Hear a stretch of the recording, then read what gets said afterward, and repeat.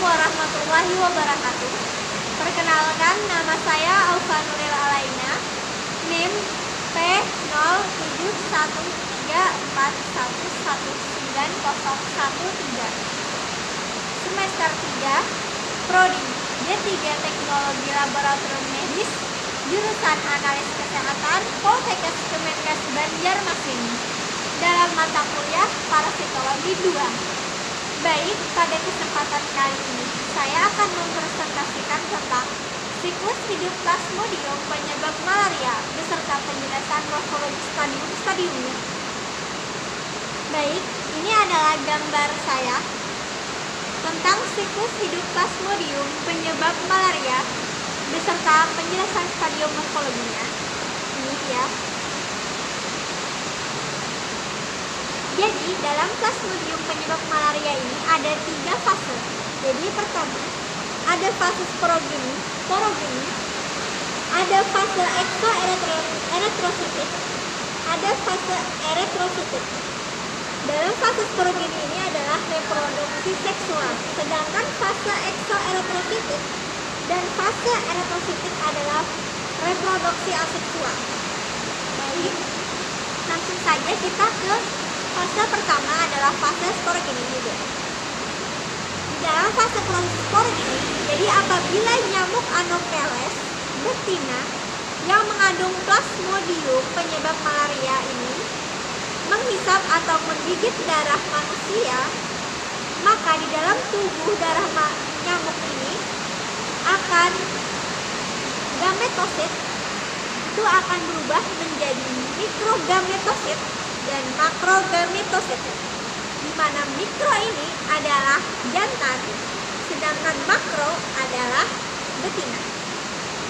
Kemudian apabila mikrogametosit ini memasuki makrogametosit atau mikrogametosit dan makrogametosit ini mereka berdua melebur menjadi satu atau reproduksi seksual, maka akan menghasilkan zigot. Ini dia zigot, menghasilkan zigot. Lalu zigot ini akan berubah menjadi ookinit yang bentuknya kurang lebih menyerupai kaki.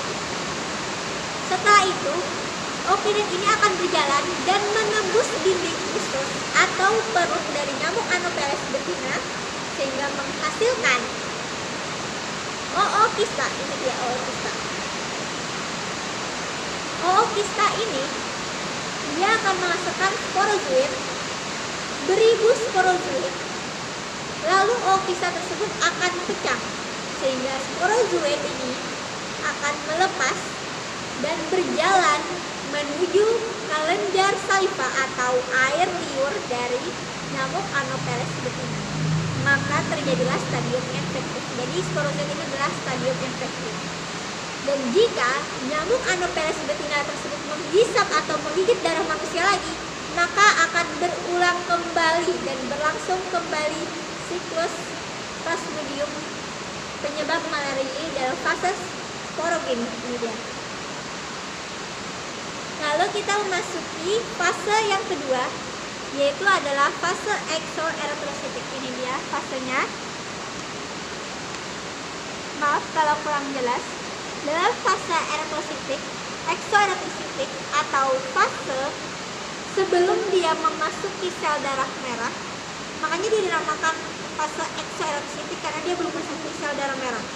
Sedangkan apabila dia memasuki sel darah merah, maka fase eksoeritrositik ini akan berubah menjadi fase eritrositik. Ini dia.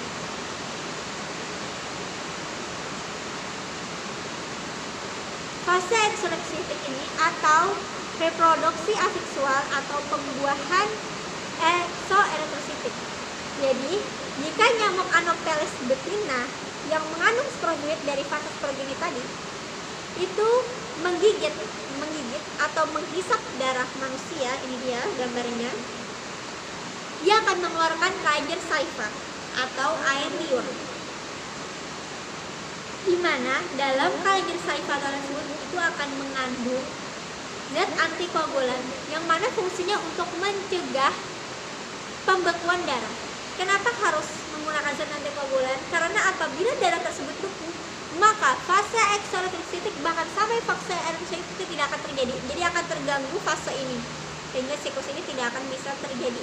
Makanya membutuhkan zat antikoagulan supaya darah tersebut tidak beku sehingga bisa berjalan fase ini.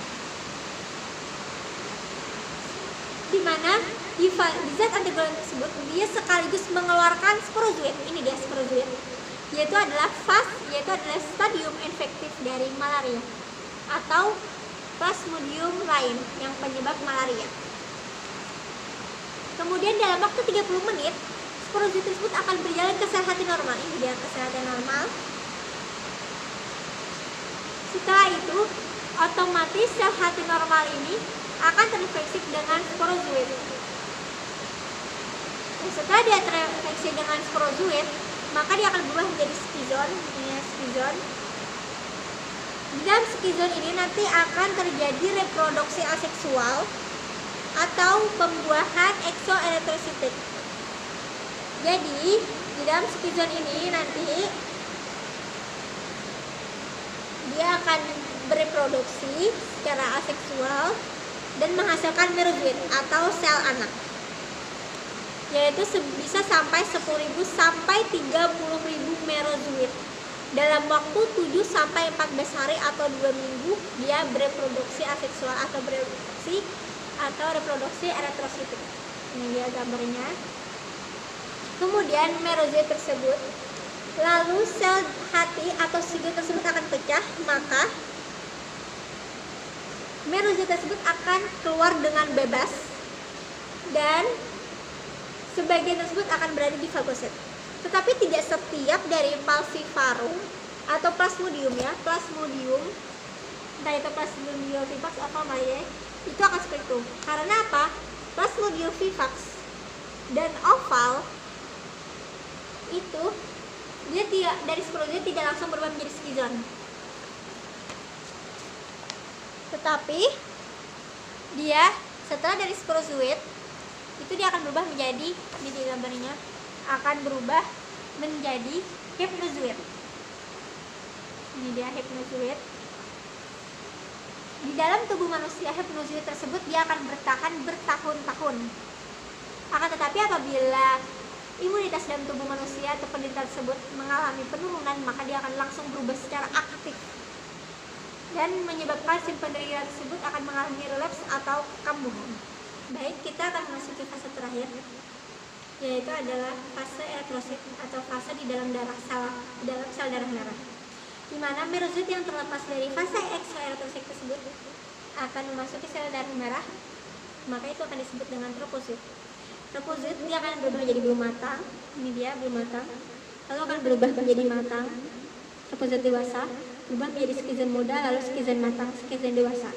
Skizon dewasa atau matang ini dia akan melakukan reproduksi aseksual atau pembuahan eritrositit, di mana dia akan menghasilkan 8 sampai 16 buah merozoit setiap 48 sampai 72 jam. Sehingga pecahlah sel darah merah atau skizon tersebut. Nah, skizon pecah atau sel darah merah pecah, keluarlah merozoit. Nah, merozoit ini dia akan menginfeksi sel darah merah yang baru. Dia menginfeksi sel darah merah yang baru. Saat dia menginfeksi darah merah baru, itu akan kejadian tersebut berlangsung berulang-ulang dalam waktu yang singkat, menyebabkan merozoit itu banyak sekali di dalam sel darah merah. Lalu merozoit tersebut dia juga akan mengeluarkan senyawa racun yang menyebabkan penderita tersebut mengalami rasa kedinginan menggigil disertai dengan rasa demam panas. Kemudian dalam 2-3 kali siklus skizon darah, merozoit tersebut dia akan berubah menjadi tropozoit. Tropozoit nanti dia akan berubah menjadi skizon lagi. Akhirnya terulang kembalilah fase eritrositik ini. Tetapi ada juga dia akan berubah menjadi gametosit. Ini gametosit, yaitu sel jantan dan betina.